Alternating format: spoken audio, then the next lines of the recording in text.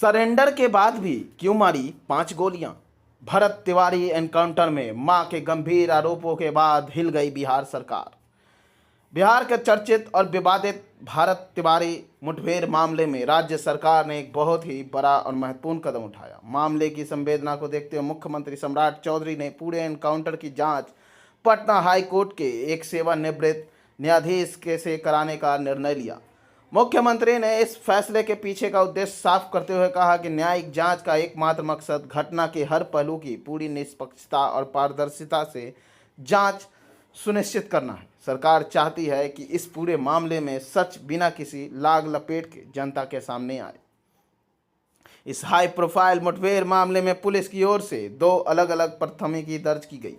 पहली एफआईआर में आरोपी के पास अवैध हथियार रखने, सरकारी कार्य में बाधा पहुंचाने, पुलिस टीम पर जानलेवा फायरिंग करने और एक अपराधी को संरक्षण देने के गंभीर आरोप लगाए गए।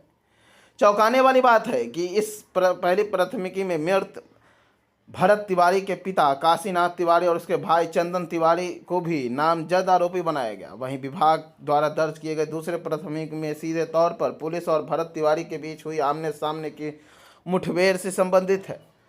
इस एनकाउंटर के बाद भरत भूषण तिवारी की मां आशा देवी ने पुलिस को दावों को पूरी तरह खारिज कर दिया, अधिकारियों के खिलाफ मोर्चा खोल दिया। उन्होंने सीधे तौर पर जगदीशपुर के डीएसपी और शाहपुर के तत्कालीन थानाध्यक्ष के खिलाफ हत्या का केस दर्ज करने के लिए लिखित आवेदन किया।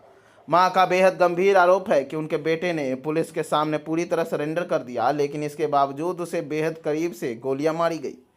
हालांकि पीड़ित परिवार का कहना है कि स्थानीय पुलिस ने अब तक मां के इस आवेदन पर कोई ठोस कार्रवाई भी नहीं की है। दूसरी तरफ पटना हाई कोर्ट के जाने माने अधिवक्ता रजनीश कुमार ने भी इस पूरी पुलिस मुठभेड़ पर गंभीर कानूनी सवाल उठाए हैं। उन्होंने पूरी तरह से एक फर्जी एनकाउंटर कह दिया है।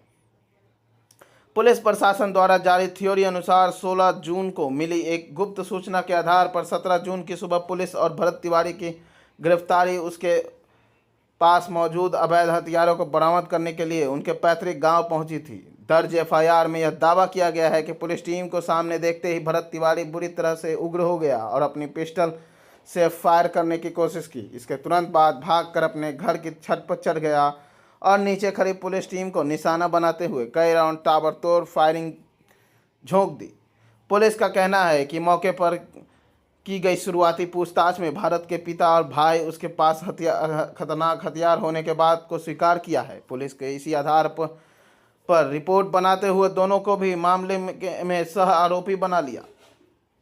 पुलिस द्वारा दर्ज किए गए एफआईआर के मुताबिक छत से उतरने के बाद भरत तिवारी खतरनाक हथियार लहराते हुए खेतों में भागने लगा। जब पुलिस टीम हौसला दिखाते हुए उसका पीछा किया तो उसने भागते भागते फिर से पुलिस पर गोलियां बरसाई।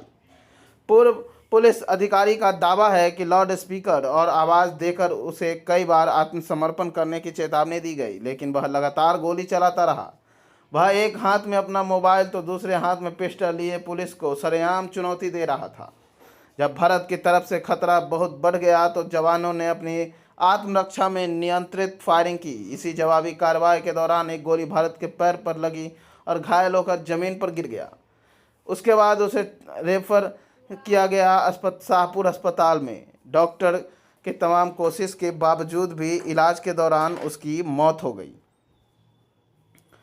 पुलिस ने दावा किया कि मुठभेड़ में घटनास्थल पर देसी पिस्टल, मैगजीन, जिंदा कारतूस, 2 जले हुए खोखे बरामद किए गए हैं। एफआईआर के आंकड़े के मुताबिक आरोपी भरत के पुलिस पर करीब 10 से 12 राउंड फायरिंग की थी, जिसके जवाब में पुलिस ने आत्मरक्षा में केवल 5 राउंड फायरिंग की थी। इस बीच मृतक भरत तिवारी की मां का दर्द छलक उठा और कहा कि लगातार न्याय की गुहार लगा रही है।